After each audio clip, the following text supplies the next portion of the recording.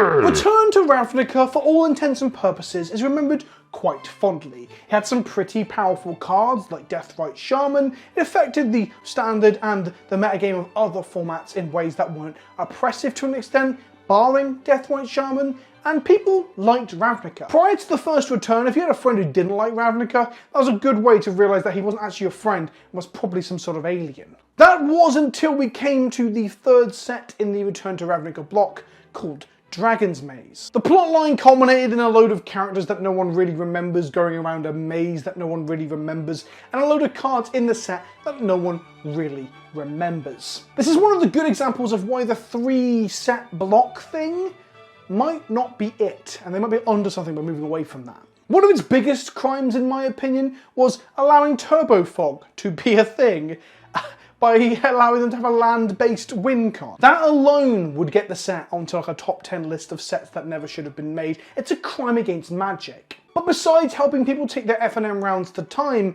it really didn't bring much to the constructed world of Magic. Wear and Tear is probably its most played, I'm not even joking, its most played ongoing card that came with this set. There was Voice of Resurgence, which was a big player in Zoo decks and Hate Bear decks and similar stuff in Standard, and saw a bit of play in other formats too, and was the Chase Mythic for a while. Here's a fun fact. Because of how tokens used to be done, they might still be done like this, but I'm not actually sure. It used to be that the token was the same rarity as the card that produced it. So if you've got a Mythic like this that produced a Mythic rarity token, that token would be Mythic Rare in a sense of it wouldn't show up very often. So for the longest time, the Mythic Rare token, the token that Voice of Resurgence makes, was the most expensive card you could open from Dragon's Maze, which is a good indication that the set was full of shit. Beyond that, we got Master of Cruelties, a card that was really fun for Kalia of the Vast players to put into play in Commander. Said no one ever. And I've also died to Sire of Vitality and Legacy more often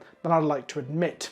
Bloodbound of Vizkopa was a cool sideboard card for Esper Control, talking about taking FNM rounds to time. Perhaps that's more of a slight against the set than a positive. The funny thing about Dragon's Maze is you could argue it didn't come close to killing Magic, but it had a lot of cards that probably destroyed the fun of a new player, or maybe people think about quitting Magic quite early on with things like Bloodbound of Vizkopa and fucking Master of Cruelty. On top of that, no one wants to crack the packs now, and no one wants to get Dragon's Maze as part of their Chaos Draft.